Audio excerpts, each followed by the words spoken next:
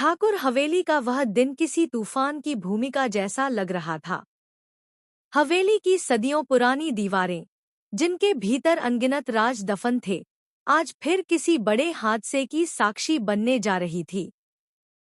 अहाना और अर्जुन का रिश्ता अब सिर्फ कागज पर बिखर चुका था, लेकिन नियति शायद अभी भी दोनों को अलग करने के मूड में नहीं थी। तलाक के बाद का सन्नाटा हवेली के हर कोने में गूंज रहा था, ऐसा सन्नाटा जो किसी बड़े तूफान के आने की चेतावनी दे रहा हो।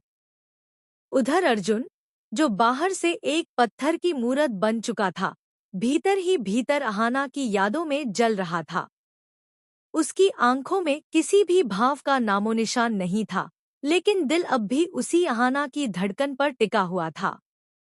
वहीं दूसरी ओर हवेली की सबसे चालाक महिला पिशीमुनी और उनका लालची बेटा पोल्टू इस टूटे हुए रिश्ते पर मातम नहीं मना रहे थे, बल्कि वे इस सिचुएशन को अपनी सबसे बड़ी जीत मान रहे थे। उन्हें लगा कि अब दुर्गा देवी कमजोर पड़ चुकी हैं और जल्द ही हवेली की चाबियां उनकी मुट्ठी में होंगी। उन दोनों के कमरे में धनी घरों की लड़कियों के बायोडाटा बिखरे पड़े थे, लेकिन वे किसी अच्छी जीवन साथी की खोज नहीं कर रहे थे।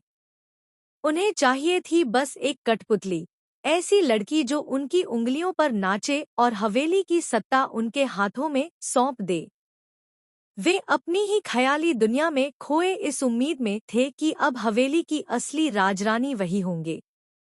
लेकिन यह भूल वे बहुत बड़ी कर रहे थे कि दुर्गा देवी सिर्फ अर्जुन की मां नहीं थी, वे इस हवेली की वो अटूट ताकत थी जो किसी भी संकट को धूल चटा सकती थी। उनकी आंखें सब देख रही थी, अर्जुन की वीरान आंखें, पिशीमुनी की जहरीली मुस्कान और पोल्टू की जोड़तोड़। एक माँ का दिल अंदर से टूट रहा था, लेकिन चेहरा उसी मजबूत पत्थर जैसा था जैसा सदियों से ठाकुर हवेली की नींव रही है। इसी उथल-पुथल के बीच अचानक खबर आई, अहाना का एक्सीडेंट हो गया है। यह सुनते ही अर्जुन का दिल सीने से बाहर निकल पड़ा। वह बिना एक सेकंड गंवाए अस्पताल की ओर भागा। सड़कें धुंधली हो गईं, हवा उसके कानों से सीटी की तरह गुजरने लगी। उसका हर कदम जैसे चीख रहा था, अहाना, मुझे कुछ भी हो जाए, लेकिन तुझे कुछ नहीं होने दूंगा। उधर अस्पताल में डॉक्टरों की भागदौड़, स्ट्रेचर की आवाजें और हवा में गूंजती मशीनों की बीप, सब माहौल को और भारी बना रहे थे। तभी